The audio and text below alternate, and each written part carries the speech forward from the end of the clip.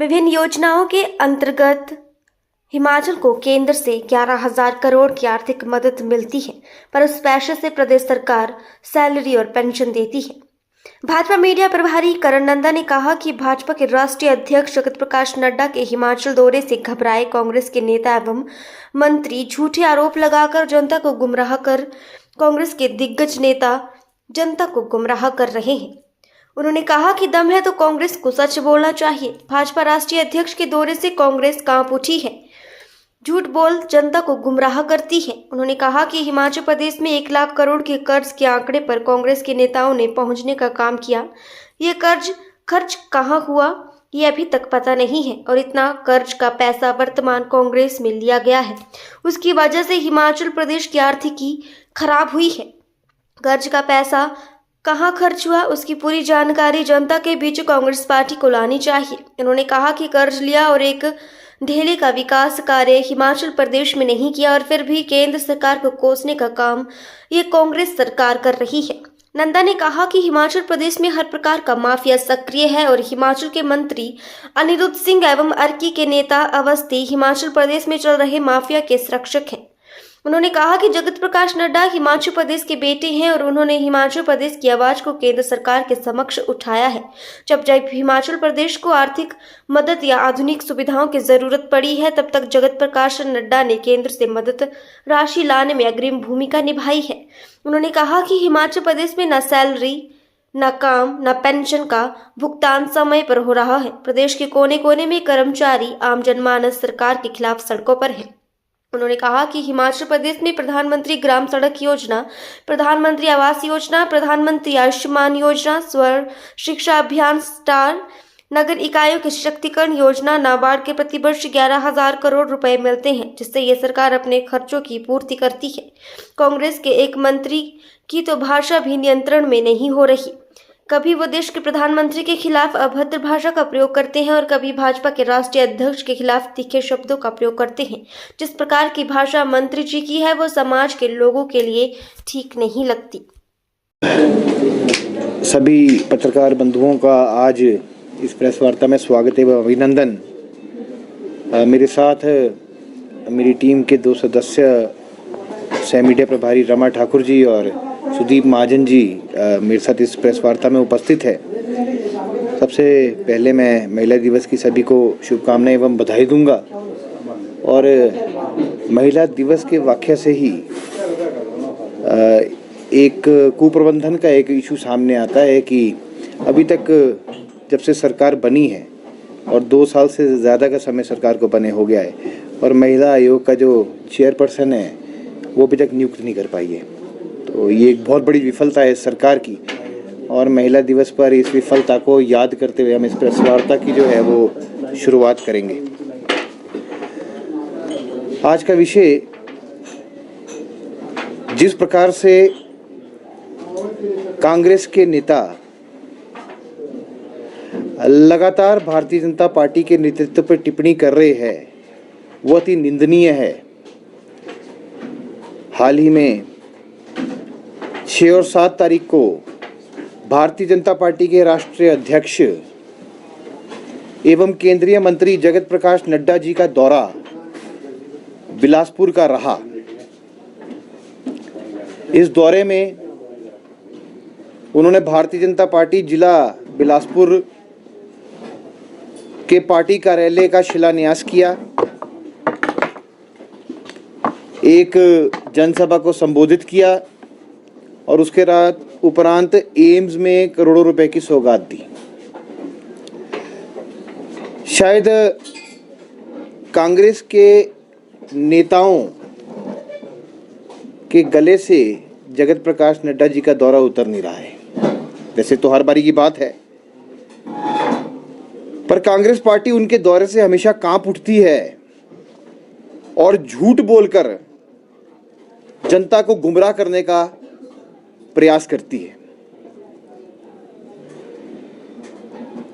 इनके मंत्री अनिरुद्ध जी एवं अर्की के, अब सीपीएस तो नहीं कहा जा सकता, पर हो सकता है कि किसी पद के वेटिंग में अवस्थी जी होंगे।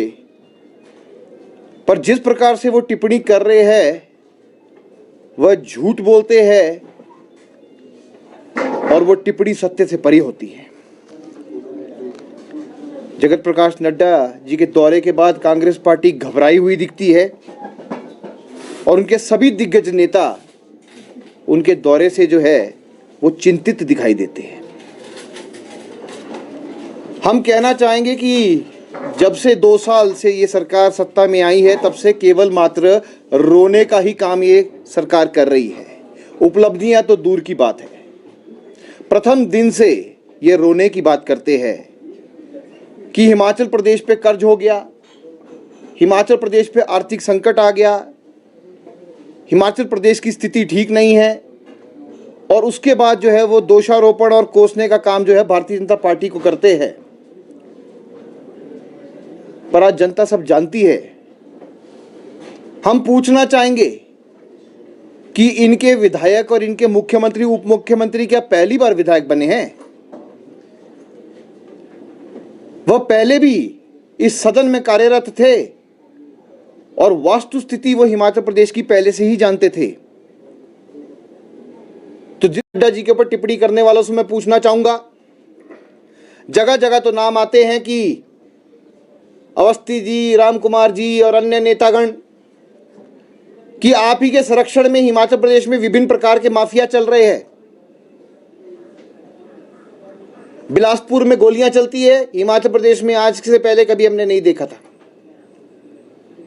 चिट्टे का तो आप कारोबार देख ही रहे हैं कि किस गति से जो है वो फैलता दिखाई दे रहा है और कितने युवा जो है इसकी चपेट में आ गए हैं। पर सरकार की ओर से आज तक बॉर्डर सीज नहीं किए गए हैं। सबको पता है कि पंजाब से जो है वो चिट्टा आ रहा है, पर काम कौन कर रहा है, पकड़ने के लिए कौन कर रहा है? एसटीएफ गठन नहीं हो रहा है, कुछ नहीं हो रहा है। केवल मात्र कुछ जिलों में अच्छा कार्य हो रहा है, पर बाकी तो बॉर्डर से तो है वो हालत खराब हो चुकी है।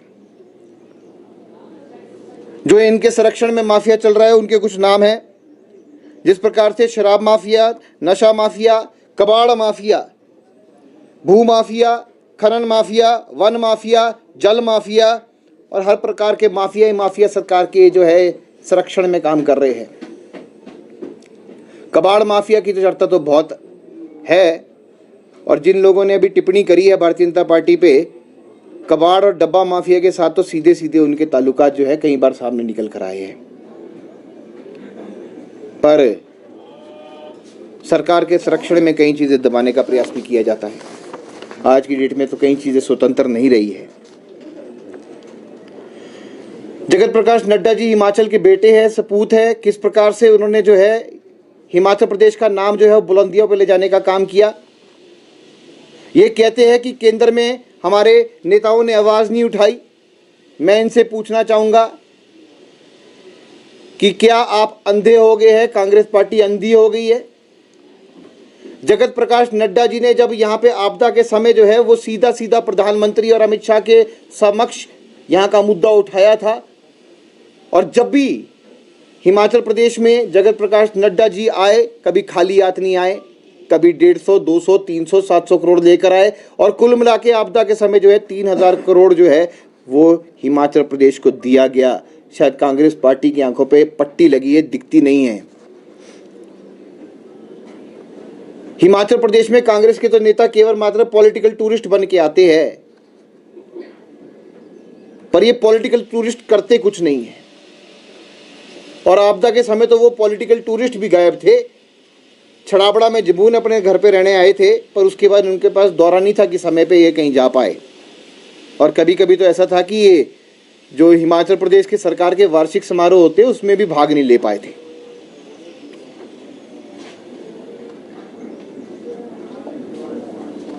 केंद्र योजनाओं के पैसे के माध्यम से किस प्रकार से ये धन को जो है वो घुमाने का काम करते हैं। डाइवर्सिफिकेशन ऑफ फंड्स वो तो जग जाहिर हो ही चुका है, उसके कई डॉक्यूमेंट्स प्रकाशित हो चुके हैं। और उस पैसे से केवल मात्र जो है वो पेंशन और सैलरी दी जा रही है। मैं कुछ योजनाओं के नाम गिनना चाहूंगा। प्रधानमंत्री ग्राम सड़क योजना, प्रधानमंत्री आवास योजना, प्रधानमंत्री आयुष्मान योजना, सर्व शिक्षा अभियान, स्टार, नगर इकाइयों के लिए पैसा, मातृवंदन योजना, ऐसी योजनाओं में कुल मिला के जो है ये 56 प्रकार की योजनाएं हैं, जिसके अंतर्गत हिमाचल प्रदेश को हर साल 11,000 करोड़ से अधिक का बजट आता है और ये बजट जो है कुछ प्रतिशत से हर साल बढ़ता भी है। पर 11,000 करोड़ के बजट से आप 1,000 प्रति महीने की जो सैलरी बिल है 1,000 करोड़ का वो आप देते हैं और पेंशन को मिलाकर जो है ये 2,000 करोड़ की फिगर है। 1,200 करोड़ जो है वो सैलरी, 800 करोड़ रुपए पेंशन, उसका भुगतान जो है वो आप कर्ज और केंद्र के पैसे से करते हैं। ये आपको मानना पड़ेगा, स्वीकारना पड़ेगा। उसके बावजूद भी आज कर्मचारी सड़कों पर है। पूरे हिमाचल प्रदेश में कर्मचारी परेशान है। कानगो पटवारी स्ट्राइक पर है। 27 फरवरी से काम ठप है। जनता परेशान है।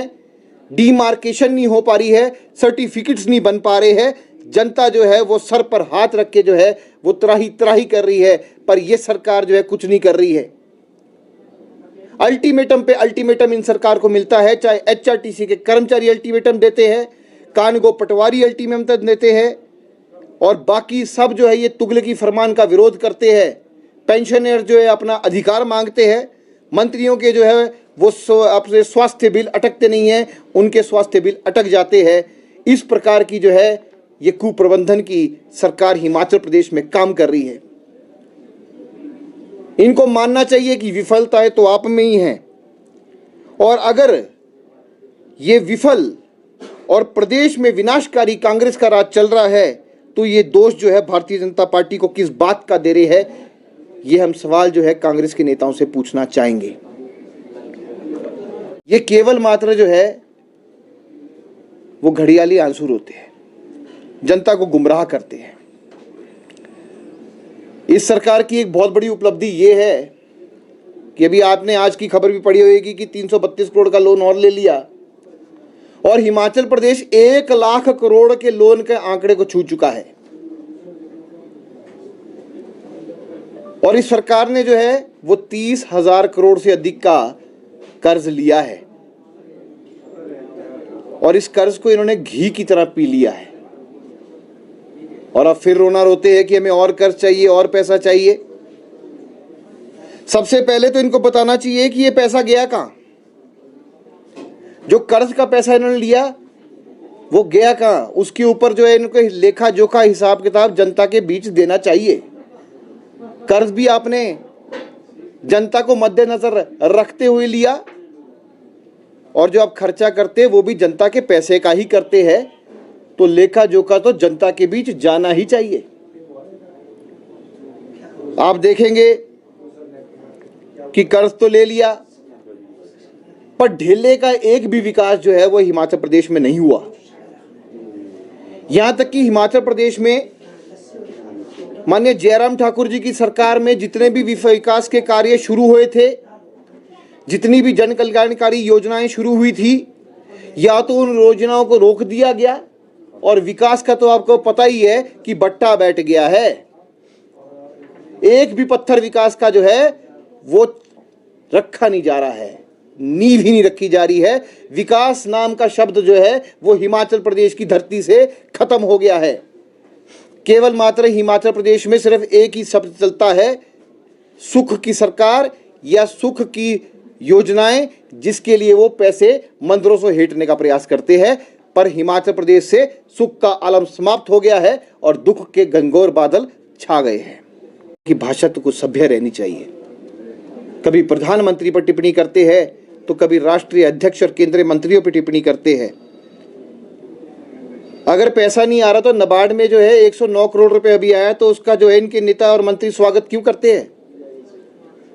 अगर केंद्र जो है काम नहीं करती है तो जगह जगह जाके इनके उप मुख्यमंत्री, मुख्यमंत्री और इनके जो मंत्री है वो 100 करोड़ की जो है डीपीआर केंद्र में देते हैं और पैसा मांगते हैं। तो एक जगह आप पैसा मांगते हैं और जब वो पैसा आ जाता है तो आप धन्यवाद भी नहीं कर सकते, और जब वो पैसा इस सरकार का खर्च हो जाता है तब आप केवल मात्र केंद्र की तरफ देख के अपने झूठे आंसू रोते हैं। तो ये जो सरकार है इसके रावण के 10 सर है और इनके जितने मर्जी अब सर काटते रहो तो झूठ के सर जो है वो बार बार पैदा होते रहते हैं। तो कुल मिला के हमारा आज का विषय यही था।